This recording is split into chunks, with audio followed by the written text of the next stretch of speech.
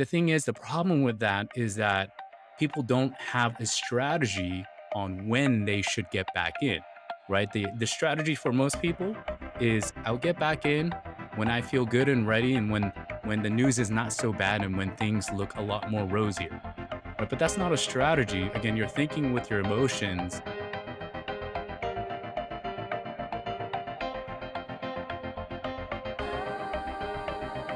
Hey, everyone. Good morning, good afternoon, and good evening, wherever you guys are at. Thank you guys so much again for tuning in to another episode of Succession, where our purpose is to pay success forward. Now, again, thank you guys so much for listening in. This is now episode 9, and I really appreciate your continued support. And just, I hope you guys have taken some valuable tips, advice, and information away from this podcast. My intent in hoping to continue to do these episodes is hopefully to be able to build a lot of knowledge, a community that you guys can always come back to and refer to grab whatever bits and pieces of information that you may be looking for or seeking for in that time of your life. So in continuing with this podcast, I've been getting a lot of feedback from a lot of people saying, hey, Chris, why don't you record, some episodes about yourself and share some of your knowledge? Your guests are great, but let's hear from you a little bit. So it started making me think a little bit about, the defining purpose of what this podcast was. And one of the reasons why I started it, as you guys know, of course, is to pay success forward and give you guys knowledge and information to help you guys attract more wealth. That is through attaining a lot more wisdom and practical advice that you guys can use. So thought about it and said, you know what? I think that's a great idea.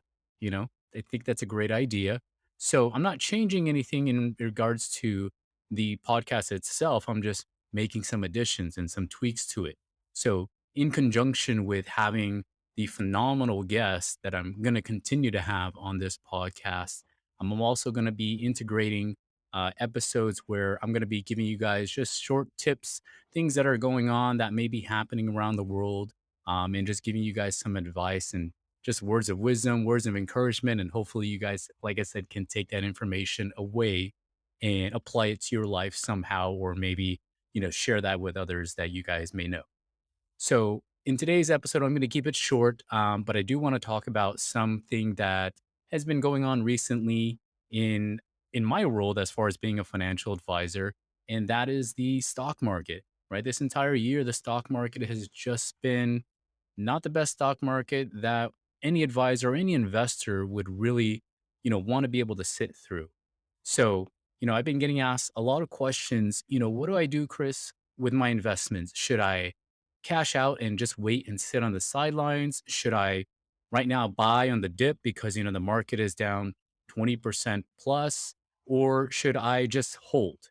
And those are all great, valid questions that we should all be asking ourselves. But, it's not that simple. And what I mean by that is every case, every situation, every person is different and going through different phases in their life. Where when it comes to taking a look at their portfolio and what they should be really doing with their money, they have to look at it in their own situation. And I think that's very tough in today's world because we're so inundated with all this information, whether it be getting your information from the news, podcasts, through YouTube, through social media, right? There's a lot of chatter as far as, people saying, oh, right now is the time to buy, right? The market's at a dip, it's at a low, it's going to all of a sudden skyrocket. Buy now, don't miss out. Or there's other people saying, you know what, time to cash out. This time is different. Cash out and just wait until things get better. Or others say hold, right? And that's the general notion is to say hold, but a lot easier said than done. I've been doing this now for over 15 years and sat through the '08 recession, sat through the 2020 recession, and the current one that we're going through right now. And I can honestly say that for me, the hardest thing that I deal with is thinking about my clients and thinking about how they are feeling from an emotional level, going through these different dips that we see, every so often. these recessions. And so my biggest concern is always thinking about them and putting myself in their shoes and thinking, okay, how can I potentially make their life a little bit easier, a little bit less stress free, right? So my job is really to try and look at that situation and take the emotion away, right? How can we get the emotion when it comes to investing out?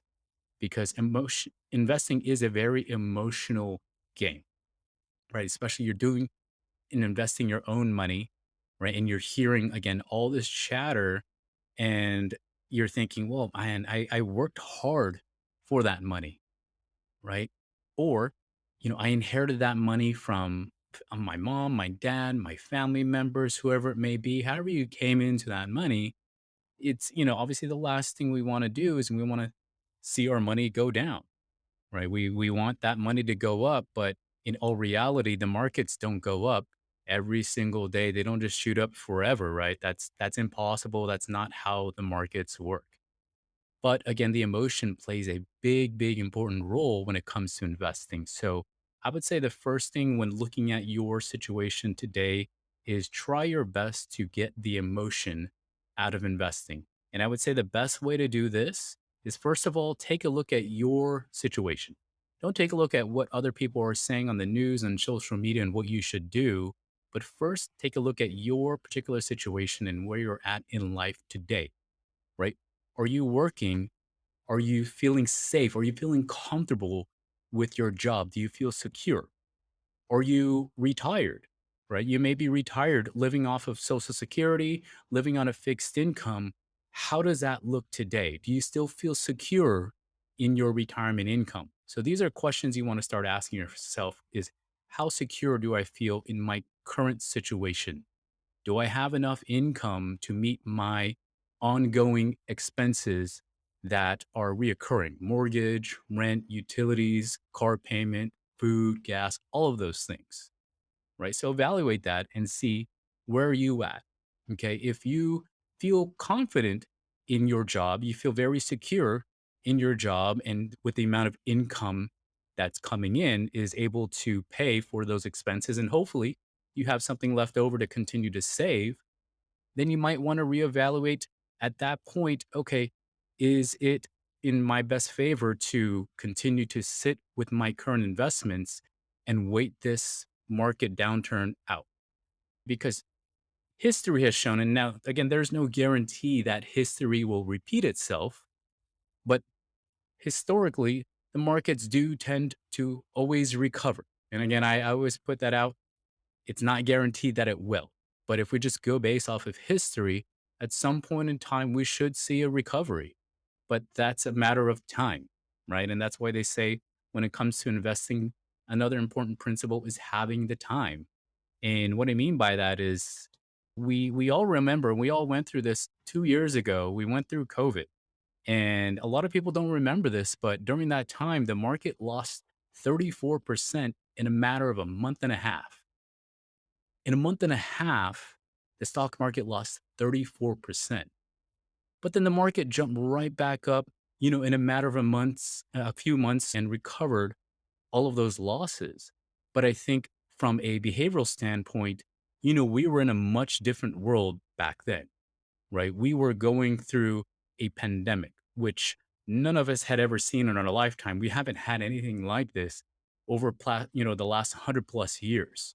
So we were literally all together in the same boat, in the same entire worldwide situation, dealing with this pandemic. And there was a sense of togetherness, right? That was the main thing that was of our concern is what is life going to look like? Is this going to be life? Right? Yeah, we were still concerned about the market because the economy shut down. But when it's all said and done, again, the market lost 34%. But a lot of people don't remember that. Right now, we've come out of COVID, hopefully, knock on wood, and things are getting back to normal, right? Everyone is traveling right now during the summer. Flights are getting delayed, luggage is getting lost.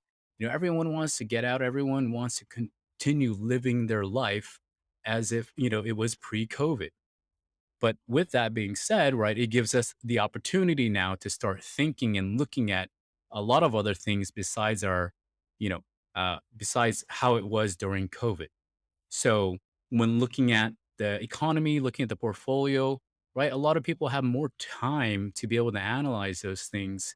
And with that time starts the doubt starts to creep in, right? Did I make the right decision? Should I cash out now and just wait and sit on the sidelines until things get better? Or should I buy more, because the market is down? So it just gives us, again, now we're in an opportunity where we have a lot more to think about because, again, we have the biggest thing, which was the pandemic, again, hopefully behind us now that we can focus on, again, our goals again and moving forward. So, again, you want to analyze the situation at hand, where you're at currently in life. And then, secondly, you might be asking yourself, should I cash out now and just sit on the sidelines and wait till, things get a little bit better? Because that is what a lot of people are really considering right now with the way the market has been down for almost 8 months, right? We're almost approaching August, and it just seems like the market's just been down, down, down every single day. I mean, the markets have been down more days than they have been up throughout this entire year. So it's natural right now to feel that the markets are just, again, not behaving the way that we all like to have it behave. But normally, the best situation I normally say is don't do that. Don't cash out and wait on the sidelines because history again has shown investors typically who cash out because of their emotions, right? They get out at the worst possible time, usually somewhere near the bottom. I'm not saying this is the bottom, but they usually cash out at the worst possible time and they wait again for the news to be really good before they start to get back in. Well, I mean, you cash out, you've already realized at that point, whatever percentage loss you lost or dollars you lost, right? And you're now just waiting to get back in. And the thing is, the problem with that is that people don't have a strategy on when they should get back in, right? The strategy for most people is I'll get back in when I feel good and ready and when the news is not so bad and when things look a lot more rosier. Right. But that's not a strategy. Again, you're thinking with your emotions. And again, that's what always gets people in trouble when they're doing this type of strategy. So if you're working with a financial advisor, work with your advisor to come up with a strategy. If you're at a point in your, head where you're saying, I can't take it anymore, I need to get out, right? I need to get out. I will get back in, but not right now. Well, develop a strategy because you need that strategy in order to have the discipline to get back into the market, right? Because again, the market could go down another 10, 20%, and that could be a good buying opportunity, right? Because again, the theory behind investing is always try to buy low and sell high, but that's impossible to do, right? No one can predict or time the markets. But should the market go down a little bit further, then it's a good idea to have that discipline to say, okay, the markets are down more. Let me buy some. But most investors don't think that way. Most investors who've already cashed out, they're thinking, oh, the market's going down. Thank goodness I got out. Let me just wait this out. Right. And they wait it out and the market's already come back up, a couple months later, a year later. And then at that point, they get back into the market. Well, sad to say, they missed out on some of that opportunity to recover their losses a lot faster. So, again, if you're thinking about cashing 100% out, first, sit with your advisor, or if you don't have one, sit with your loved ones, whoever's helping you with your finances, and come up with a strategy in deciding when will we start employing some of that money back into the markets. Now, maybe don't even cash out. Maybe consider cashing a portion out. That way you still stay invested, but it might make you feel a little bit more comfortable or at ease that you have some cash on the sidelines that's not taking some risk. But again, make sure you have a strategy in place to deploy that cash to start working for you. So, should the market dip again a little bit further, be ready to maybe buy at that point, right? So again, you have to take a look at the situation and see whether cashing out is in the best situation for you right now. Now, other people are asking, well, right now the markets are down 20%. Looks like it's a dip. Should I start investing money into it? Right. And the idea behind that is obviously you're buying at cheaper prices, getting things at less costs. Potentially it's going to go up faster at that point. Right. That's the idea behind it. Right. Buy low, sell high. But again, you got to take a look at this from your individual situation. I have friends that are asking me, "Hey, I have some cash that I'm looking to potentially, use in 2 to 3 years for a down payment on a home. But right now, the market is down 20%. The stock market, that is down 20%. It's cheap. You think it's a good idea for me to invest some of that cash and ride this money, market up because again, it's at a cheaper price." And I would say to them, to be honest with you guys, I don't think so.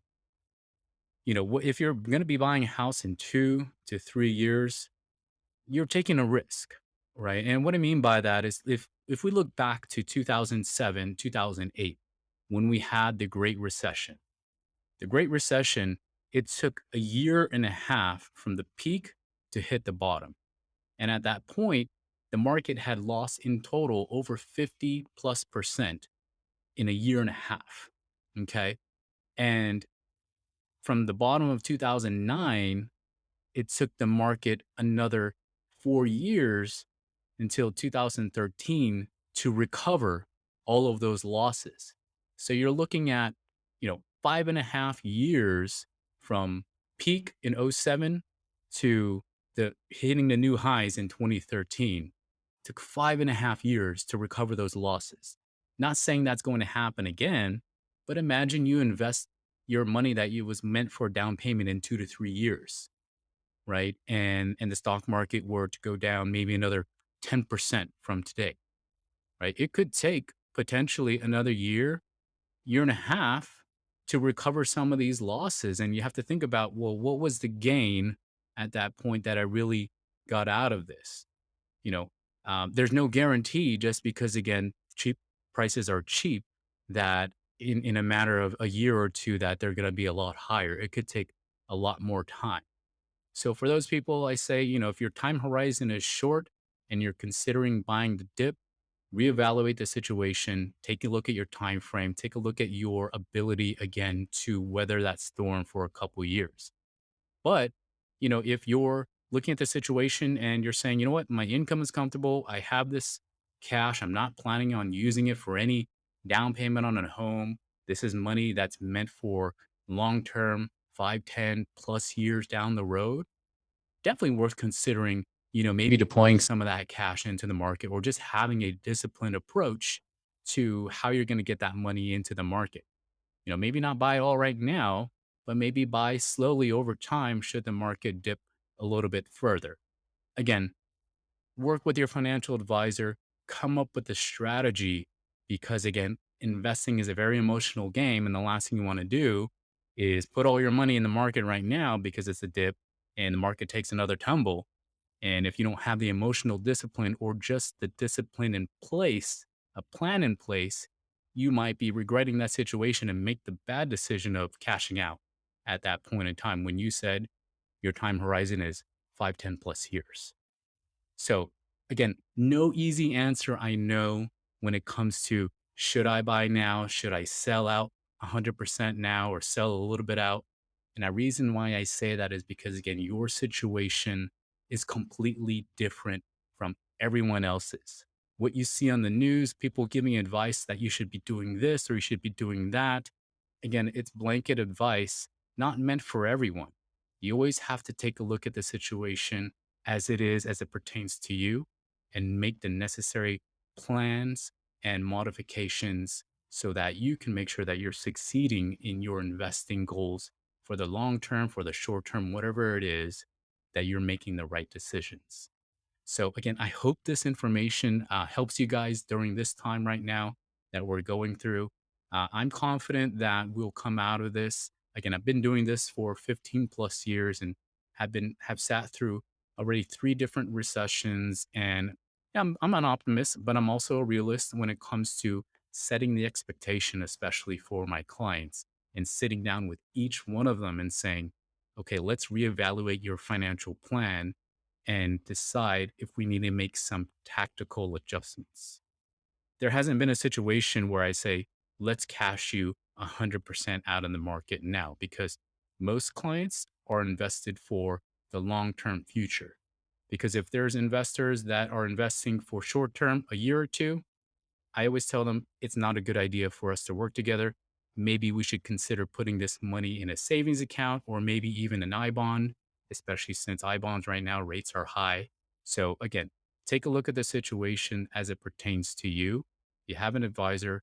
I recommend sitting down with your advisor if you're considering, maybe taking some investments off the table and sitting in cash, or you're worried right now, extremely worried and thinking that you need to cash out now and wait, or even if you're thinking of buying right now because the market dips. Definitely just make sure you have a strategy in place. So, again, thank you guys so much again for tuning in to another episode of Succession. Good morning, good evening, good afternoon. Got that mixed up. Wherever you guys are at, thank you guys so much for tuning in. I hope you guys enjoy this episode. If you guys find this information useful to yourself or anyone else, please pass it along. I know they're going to enjoy it. Thank you guys so much. Have a great day. I hope you enjoyed this latest episode of Succession. Please hit that like button and subscribe so that we can continue doing more episodes like this. Also, please don't forget to pass it on to someone who you know enjoys podcasts or would maybe benefit from listening to this episode. The purpose of Succession is to have a community of thought leaders that give practical, effective, and inspiring advice to help you define your purpose and ultimately help you live a more fulfilling life. At my company, Mavenbridge Capital, we take pride in being fiduciaries and are dedicated to serving all of our clients in all aspects of their financial life. To learn more about how we can help you, please visit us at mavenbridgecapital.com or shoot us an email at hello@mavenbridgecapital.com. You can also find us on Instagram, LinkedIn, Facebook, and Twitter. Thank you again for tuning in to another episode of Succession, where our purpose is to pay success forward. Securities offered through Kestra Investment Services, LLC, member FINRA, SIPC. Investment advisory services offered through Kestra Private Wealth Services, LLC. An affiliate of Kestra is Mavenbridge Capital, and Kestra Investment Services are not affiliated. Kestra is and Kestras do not provide tax or legal advice. The opinions expressed in this commentary are those of the author and may not necessarily reflect those held by Kestra Investment Services, LLC or Kestra Advisory Services, LLC. This is for general information only and is not intended to provide specific investment advice or recommendations for any individual. It is suggested that you consult your financial professional, attorney, or tax advisor with regard to your individual situation. Comments concerning the past performance are not intended to be forward-looking and should not be viewed as an indication of future results.